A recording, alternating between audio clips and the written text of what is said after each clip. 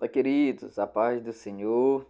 Estamos aqui para mais uma lição da Escola Bíblica Dominical. Desta vez a lição de número 11 será ministrada aí com a graça de Deus no dia 14 de setembro de 2025.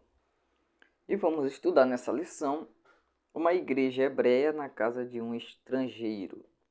Lembrando que esta aqui é apenas uma pré-aula, ok? Nós não vamos nos aprofundar muito assim nos tópicos, mas nós vamos passar um conteúdo aqui profundo que vai ajudar você a entender o conteúdo dessa lição de número 11 para você estar se preparando para a aula. Você que é professor já está fazendo as suas anotações, você que é aluno já está pontuando aí algumas coisas e dessa forma está contribuindo com a Escola Bíblica Dominical. Nosso texto áureo nos diz assim: Respondeu então Pedro: Pode alguém porventura recusar a água para que não sejam batizados estes que também receberam como nós o Espírito Santo? Então veja aqui que antes de os discípulos, na casa de Cornélio e os que estavam ali reunidos com ele, antes deles serem batizados na água, eles foram batizados no Espírito Santo. E existia a questão ainda nesse tempo, e nós veremos aqui isso, sobre que os gentios eles precisavam primeiro se tornar judeus, não na questão de racial, mas na questão religiosa, praticantes do judaísmo, eles deveriam se converter ao judaísmo, melhor dizendo, melhor colocando aqui, e então aí eles poderiam se converter ao cristianismo. Então primeiro eles se tornavam praticantes do judaísmo, observadores da lei, do sábado e tudo mais, para depois se tornarem cristãos. Só que o que aconteceu na casa de Cornélio é uma coisa assim extraordinária, porque Pedro estava pregando, enquanto Pedro ele ministrava a palavra, eles creram ali na pregação do evangelho e se converteram durante a pregação de Pedro. E então o Espírito Santo veio sobre eles, assim como ele havia vindo sobre os cerca de 120, em Atos capítulo 2. Então Pedro, vendo aquilo, Pedro disse: olha, se o Espírito Santo veio sobre eles, se Jesus batizou eles com o Espírito Santo, quem somos nós para dizer que eles não devam ser batizados nas águas? Ou seja, eles não vão primeiro se tornar praticantes do judaísmo para depois serem batizados na água. Não. Como Jesus já aceitou eles nessa condição de gentios, sem eles se tornarem praticantes do judaísmo, e Jesus deu prova disso batizando eles no Espírito Santo, então quem somos nós para dizer que eles não devem ser batizados na água? Interessante esse texto de Atos capítulo 10, versículo 47. A verdade prática nos diz o seguinte: o episódio da igreja hebreia na casa do gentil Cornélio demonstra que Deus não faz acepção de pessoas. Deus deseja salvar todas as pessoas. Deus deseja encher todos os santos, todos os salvos, todos os justificados com o Espírito Santo. Deus, ele não faz acepção de pessoas. Então Deus, ele quer usar você. Deus, ele quer que você seja um instrumento dele no reino. Deus quer que você seja cheio do Espírito Santo mais do que você deseja ser cheio do Espírito Santo. Nós desejamos ser cheio do Espírito Santo. Deus deseja muito mais nos encher com o Espírito Santo. Então Deus ele não faz acepção de pessoas. Quem faz acepção de pessoas é a religião, como nós veremos um pouco aqui nesta nossa lição de hoje, tá? Indo aqui para o comentário da nossa lição, a introdução nos diz assim: nesta semana nós estudaremos sobre como a Igreja Judaica de Jerusalém deu um passo gigantesco quando foi chamada por Deus para compartilhar sua fé com outras nações. O apóstolo Pedro foi escolhido divinamente para pregar as boas novas da salvação aos gentios, o que na época não era aceitável. Então o apóstolo Pedro, ele prega o evangelho aos judeus, inicialmente, e ele também inicialmente prega o evangelho aos gentios. Então, ele foi divinamente escolhido para isso, para pregar as boas novas de salvação aos gentios. O que nessa época era inaceitável, porque como os irmãos bem sabem, existia uma barreira que dividia os judeus dos gentios.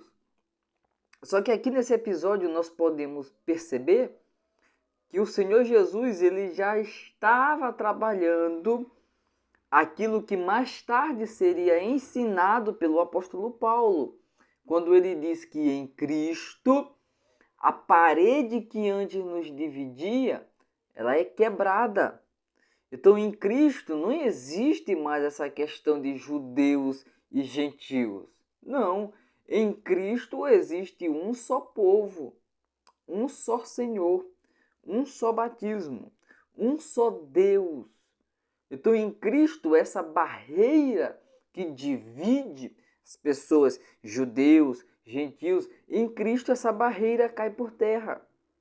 Então, o Senhor Jesus, aqui em Atos dos Apóstolos, capítulo de número 10, nós já podemos ver o Senhor Jesus trabalhando isso na mente dos líderes da igreja, trabalhando isso na igreja que era composta ali, sua maioria, judeus. O Senhor Jesus já estava trabalhando isso para mostrar que em Cristo, essa barreira que é levantada pela religiosidade, em Cristo, ela cai por terra. Em Atos 10 é uma das mais impressionantes histórias da Bíblia, onde fica evidente o grande amor e graça de Deus em salvar todos aqueles que demonstrem fé na pessoa do seu bendito Filho Jesus. Então Deus, ele deseja salvar, ele quer salvar as pessoas. E as pessoas que serão salvas são aqueles que demonstrarem fé na pessoa bendita de Jesus. Lucas destaca em seu livro que os gentios foram salvos e receberam o dom do Espírito da mesma forma que os judeus receberam no Pentecostes. Então nós temos o Pentecostes judeu, Atos 2, e também nós temos o Pentecostes gentil, que é Atos capítulo de número 10. Nosso primeiro ponto da lição, nós iremos tratar sobre a revelação de Deus aos gentios. Primeiro subponto, a visão de Cornélio. Cornélio, um centurião romano da cidade de Cesareia, orava por volta das 3 horas da tarde, quando teve uma revelação de Deus e viu um anjo. Veja que coisa impressionante. Cornélio, ele ainda não era crente, ele ainda não era cristão, mas ele, já por seu contato com os judeus, conhecia a Deus e começou a temer a Deus, começou a ser um homem temente a Deus. E ele também era uma pessoa que desejava a salvação. Então ele, orando ao Senhor, ele teve uma revelação de Deus, e nessa revelação de Deus, um anjo aparece a ele. Não é incomum nas páginas das Escrituras sagradas Deus se revelar por meio de anjos. Isso não é incomum, isso é algo bem comum nas Escrituras. Contudo, essa revelação ela se distingue de outras por conta de seu propósito. E qual foi o propósito dessa revelação? O propósito foi a inclusão dos gentios à igreja do Senhor. Então aqui começa a inclusão dos gentios pessoas que não tinham nenhuma ligação consanguínea com o povo de Israel, pessoas que não tinham nenhuma, que inclusive eram excluídas pelos judeus do plano salvífico, mas o Senhor desejou incluir os gentios na sua igreja, decidiu salvar também os gentios. Cornélio era um homem que tinha o desejo de salvação, pois mesmo sendo gentio, ele era piedoso e temente a Deus com toda a sua casa. Então veja que coisa impressionante, não era só Cornélio que temia a Deus, era Cornélio e toda a sua casa. No entanto, isso não era suficiente para salvá-lo, não era suficiente ele ser piedoso, não era suficiente o temor a Deus. Claro que isso aqui são coisas extremamente importantes na vida de todo salvo, na vida de todo crente, mas nós devemos entender que essas coisas não salvam. A pessoa orar não significa que ela vai ser salva. A pessoa jejuar não significa que ela vai ser salva. Faltava algo na vida de Cornélio. Isso não era suficiente para salvar ele. Ele precisava ouvir acerca da mensagem da cruz e o anjo de Deus estava ali para instruí-lo a como fazer isso. Então o anjo apareceu para mostrar para Cornélio que ele precisava fazer algo para ele ser salvo. E o anjo foi ali não para pregar o evangelho para Cornélio, pois não sendo a pregação do evangelho missão para um anjo, Cornélio foi instruído a chamar o apóstolo Pedro para fazer isso. Cornélio precisava ouvir o evangelho. Cornélio precisava crer no evangelho. Cornélio precisava se arrepender dos seus pecados e Cornélio precisava crer no Senhor Jesus como Messias, como Senhor, como Salvador, como o Cristo. Cornélio precisava fazer isso. E isso só seria possível a partir do momento que Cornélio ouvisse a pregação do Evangelho. Então, veja que coisa extraordinária. Aqui no nosso segundo subponto, a experiência espiritual de Pedro. Cornélio viu um anjo, mas Pedro não viu um anjo. Pedro teve que se contentar com uma visão de um lenço, de um lençol, né? Onde tinha todo tipo de animais ali naquele lençol. Veja o que diz a nossa lição. Assim como Cornélio, Pedro também teve uma revelação. Atos dos Apóstolos, capítulo 10, versículo de número 10, que diz: estando com fome, não quis comer, mas enquanto lhe preparavam a comida, sobreveio-lhe um êxtase. Então viu o céu aberto e descendo um objeto como se fosse um grande lençol, o qual era baixado à terra pelas quatro pontas, contendo toda sorte de quadrúpedes, répteis da terra e aves dos céus. E ouviu-se uma voz que se dirigia a ele: levanta-te, Pedro, mata e come. Mas Pedro replicou: de modo nenhum, Senhor. Então veja que quem estava dizendo para Pedro matar e comer era o Senhor. E Pedro diz: de modo nenhum, porque jamais comi coisa alguma comum ou imunda. Segunda vez, a voz lhe falou: ao que Deus purificou, não consideres comum.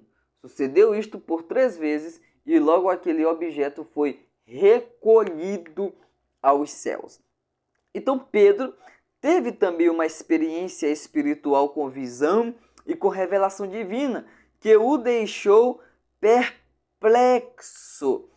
Deus sabia do impacto que a missão na casa do gentil Cornélio teria sobre as convicções de Pedro. E por isso, por meio dessa experiência espiritual, o prepara para o que viria pela frente. Então Deus ele faz Pedro ter essa experiência espiritual para preparar o apóstolo para aquilo que viria pela frente. Então o Senhor mostra essa visão para Pedro, manda Pedro matar e comer aqueles animais, preparando Pedro, mostrando para Pedro que ele precisaria superar as suas convicções religiosas, tá? E Pedro diz, não, o Senhor disse, mata e come. E Pedro disse, não vou matar, eu não vou comer, porque esses são animais imundos, segundo a convicção religiosa que eu tenho. Então eu não posso matar, eu não posso comer isso. E o Senhor disse para Pedro, o que Deus purificou, não consideres comum, porque foi Deus que purificou. É Deus que está ordenando, é Deus que está mandando. Então, por mais que as tuas convicções acham isso ou aquilo outro, você não deve seguir somente as suas convicções. Quando você tiver uma palavra dos céus liberada sobre você, quando você tiver uma palavra de Deus liberada sobre a sua vida, você tem que deixar a religiosidade de lado e seguir a palavra de Deus e seguir a direção do Espírito Santo. Então Deus, ele já estava tratando ali com Pedro a respeito dessas suas convicções. Pedro, ele levaria as boas novas do Evangelho a um povo que para ele era excluído do plano salvífico de Deus. Era um povo que não merecia salvação. Era um povo que a salvação ela não conseguiria alcançar essas pessoas. Na mente de Pedro, a salvação era para os judeus. E se os gentios quisessem ter uma possibilidade mínima de salvação, eles deveriam seguir a religião judaica para então entrarem e seguirem a religião cristã.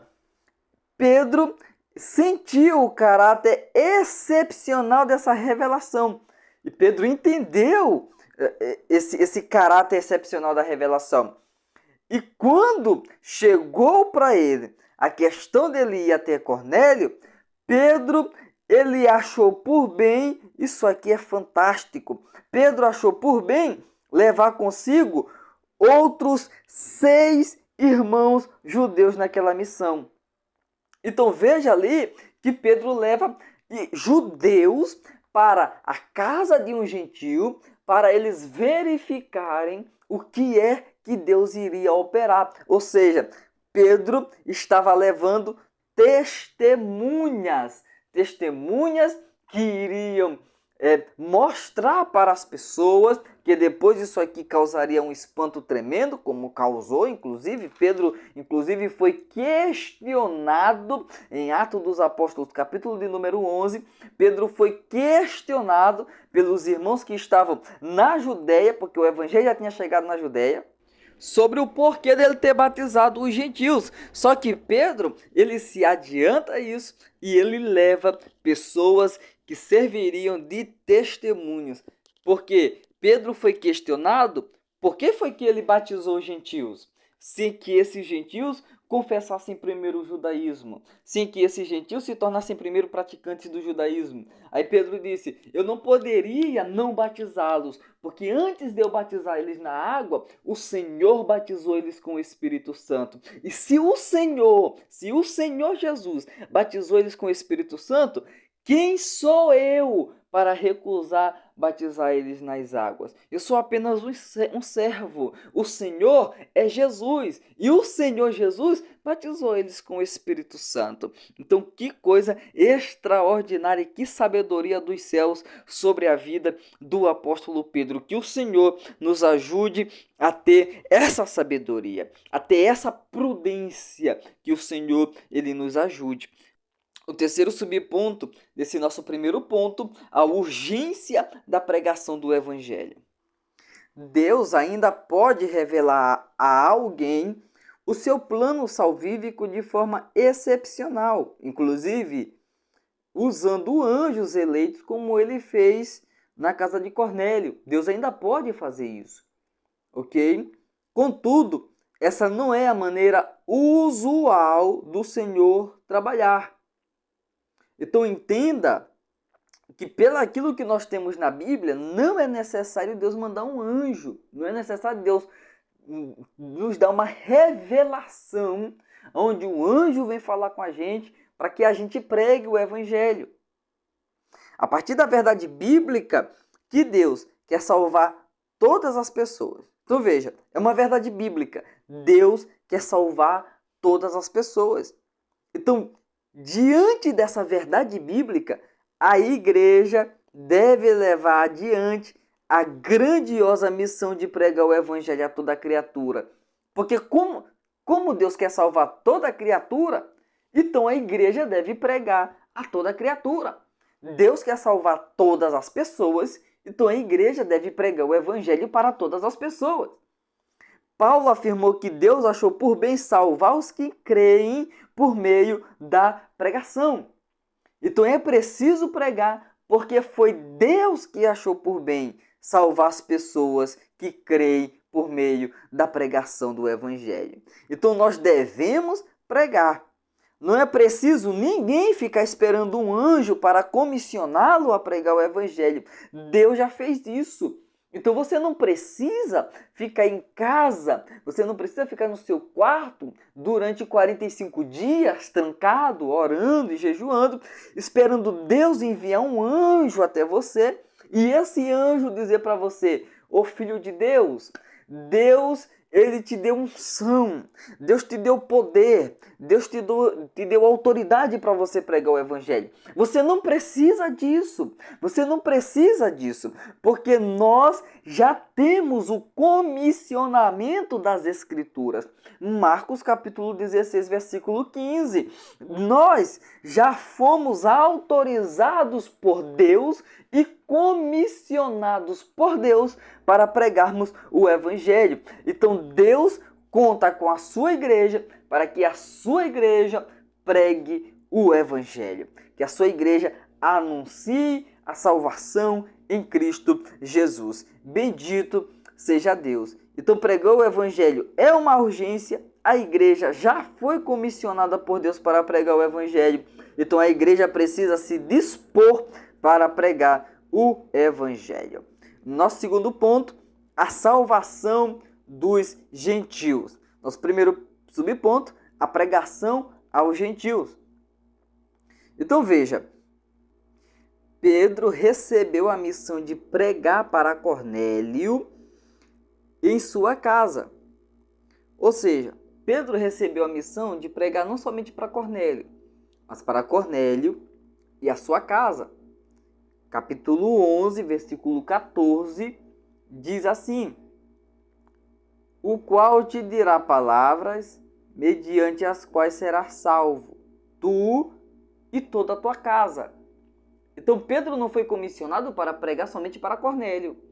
Pedro foi comissionado para pregar para Cornélio e para pregar para todas as pessoas que estavam na casa de Cornélio, reunidas ali.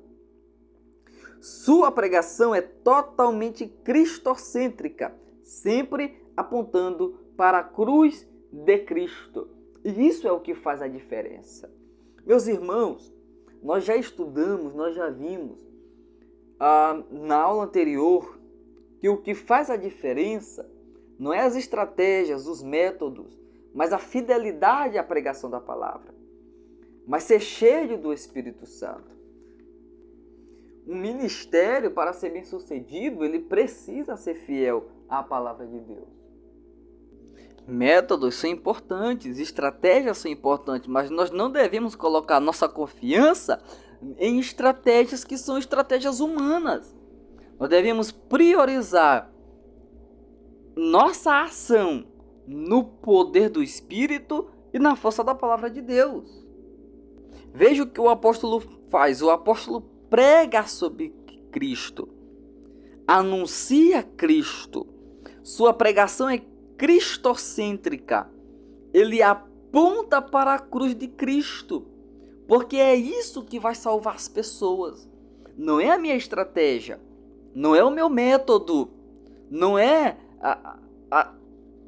a maneira que eu acho mais apropriada para anunciar o evangelho. Não, é a palavra de Deus, é a pregação cristocêntrica. É a pregação que aponta para a cruz. Assim nós podemos perceber alguns eixos principais que sua mensagem percorria. A mensagem de Pedro está centrada em 3 pilares principais. O primeiro pilar da pregação de Pedro: Deus ama a todos. Todas as pessoas, sejam judeus, sejam gentios, são objeto do amor de Deus. Deus ama todas as pessoas. É uma verdade bíblica inquestionável. Deus ama todas as pessoas. O segundo pilar, no qual a pregação de Pedro está fundamentada: Deus quer salvar a todas as pessoas. Deus não somente ama todas as pessoas, Deus também quer salvar todas as pessoas. Pedro agora reconhece que a salvação não é apenas para os judeus que guardam a lei. Olha que coisa interessante. Mas também para todo aquele em qualquer nação que o teme. E Cornélio era um homem temente a Deus. E Pedro já estava ciente disso. Então veja que coisa interessante, não é? Aquelas convicções de Pedro, aquelas convicções judaizantes de Pedro, já estavam caindo por terra. Em terceiro lugar, o terceiro pilar sobre o qual a pregação de Pedro está fundamentada: Cristo é o Senhor de todos. Cristo é o centro do Evangelho. Ele é o eixo em torno do qual todas as bênçãos espirituais se encontram. Então, estar em Jesus, estar em Cristo, é estar salvo. Não estar em Cristo é não estar salvo.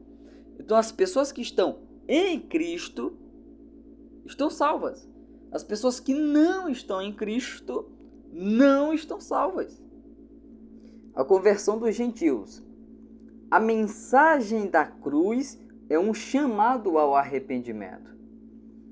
Todos os que arrependidos creem em Cristo serão perdoados e, portanto, salvos. Então a pessoa precisa ouvir o Evangelho. Ouvir do Evangelho, ele precisa se arrepender. Crer em Jesus. E então os seus pecados serão perdoados e ele será salvo. Na sua soberania e graça, Deus havia incluído no seu plano de salvação todos os não-judeus que, arrependidos, professariam o nome do Senhor Jesus. Veja que ninguém é salvo à força. É preciso crer em Cristo para receber a salvação. Então ninguém é salvo à força. Ninguém é salvo pelas suas obras. É necessário arrependimento, é necessário crer em Jesus, é necessário confessar o nome do Senhor. Tanto os judeus como os gentios necessitam se arrepender para ser salvos. Veja que os judeus acreditavam que o privilégio da salvação era exclusivamente deles e que, portanto, os gentios estavam excluídos do plano da salvação. O Criador havia mostrado que isso era um erro. Posteriormente, os judeus convertidos reconheceram maravilhados que Deus, por meio do arrependimento, abriu a porta da fé aos gentios. Ou seja, Deus não faz acepção de pessoas. Deus quer salvar a todos. Portanto, ele salvou os gentios que demonstraram fé em Jesus e se arrependeram dos seus pecados. Glória ao nome do Senhor e nosso Senhor e Salvador Jesus Cristo. Terceiro e último ponto da nossa lição: o Espírito derramado sobre os gentios. Aqui, rapidamente, deixa eu voltar aqui nesse segundo subponto. É necessário dizer que a conversão dos gentios, ela se deu enquanto o apóstolo Pedro estava pregando a palavra. Eles creram durante a pregação de Pedro, se arrependeram durante a pregação de Pedro, e a prova disso é o derramamento do Espírito Santo sobre eles. Vamos para o nosso primeiro subponto. O batismo no Espírito Santo, experimentado pelos gentios na casa de Cornélio, foi um dos fatos mais marcantes que aconteceu nos dias da igreja primitiva. Anos mais tarde, durante o primeiro concílio da igreja em Jerusalém, Pedro faz referência a esse fato como sendo uma das promessas feitas por Deus aos gentios. Assim, o recebimento do Espírito Santo, incluindo a experiência pentecostal do batismo no Espírito Santo, era a bênção de Abraão feita aos gentios. Pedro já havia dito, citando a profecia de Joel, que o batismo no Espírito Santo era uma promessa para toda a carne.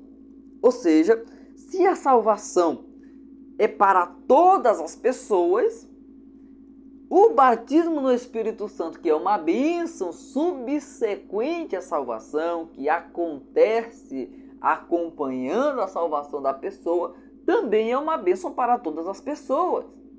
Então, se eu sou salvo, se eu já me arrependi dos meus pecados, se eu criei em Jesus, eu entreguei a minha vida a Cristo, eu estou salvo pela graça de Deus, pela misericórdia de Deus.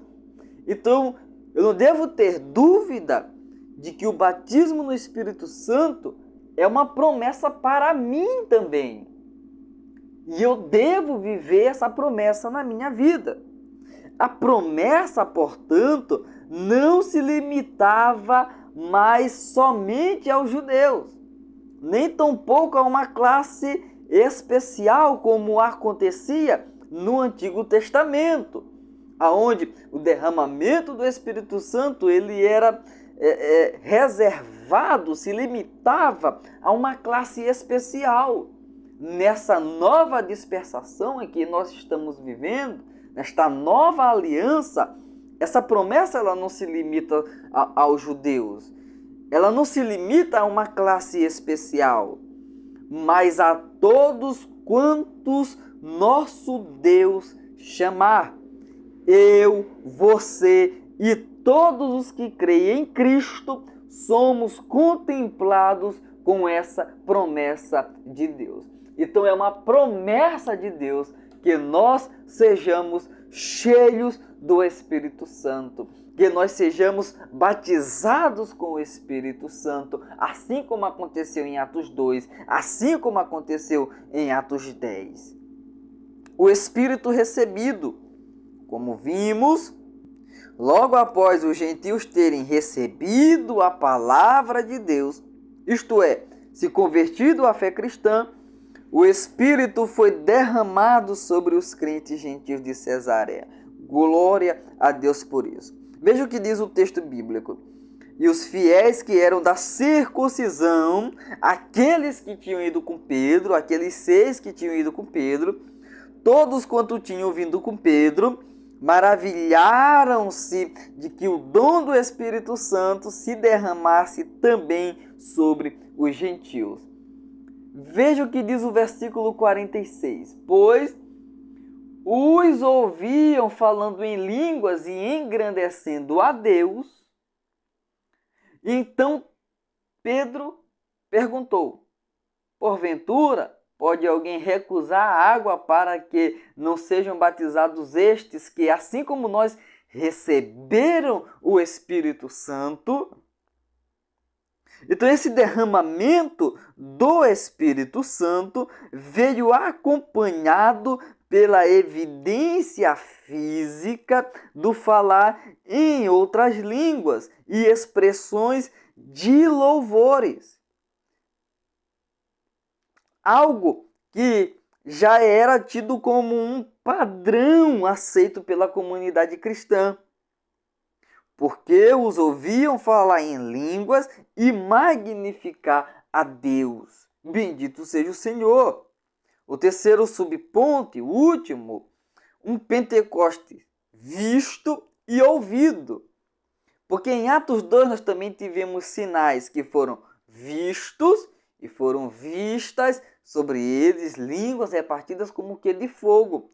E também foi ouvido sinal como de um vento impetuoso. Foram ouvidos línguas estranhas. Posteriormente, quando questionado e censurado por outros judeus por ter ido à casa de um gentio em Cesareia, Pedro usou a experiência pentecostal ocorrida na casa de Cornélio como argumento a favor da autenticidade da fé gentílica. Então, o derramamento do Espírito Santo na casa de Cornélio autenticava a fé gentílica. Não que o batismo no Espírito Santo sirva como selo de salvação. Não que o batismo no Espírito Santo venha para confirmar a salvação das pessoas. Mas nós devemos entender que nesse caso específico, em Atos capítulo 10, o derramamento do Espírito Santo na casa de Cornélio mostrou para Pedro e os judeus ali presentes que Deus estava inserindo os gentios na sua igreja, que os gentios também podiam fazer parte do reino de Deus, desde que ouvissem a pregação do Evangelho, se arrependessem dos seus pecados e crescem no Senhor Jesus Cristo. Na argumentação de Pedro, os gentios haviam recebido a mesma experiência pentecostal que eles haviam recebido no dia de Pentecostes, inclusive com a manifestação do fenômeno das línguas estranhas. Em outras palavras, o Pentecostes gentílico, assim como o Pentecostes judaico, foi marcado pela experiência do Espírito. Em ambos os casos, foi um Pentecostes visto e ouvido. Bendito seja o nome do Senhor. Conclusão: a graça de Deus se manifestou trazendo salvação para todas as pessoas. A missão da igreja na casa do gentil Cornélio mostra como o amor de Deus pode alcançar todas as pessoas, independentemente de cor e raça, que abrem o seu coração à poderosa mensagem da cruz. Aqui também vemos que a fé evangélica não é algo subjetivo, mas marcada pela ação e presença real do Espírito Santo na vida daquele que crê. Que Deus nos abençoe. E na próxima, vamos estudar a lição 12, o caráter missionário da Igreja de Jerusalém. Deus abençoe a todos. Até a próxima. A paz do Senhor.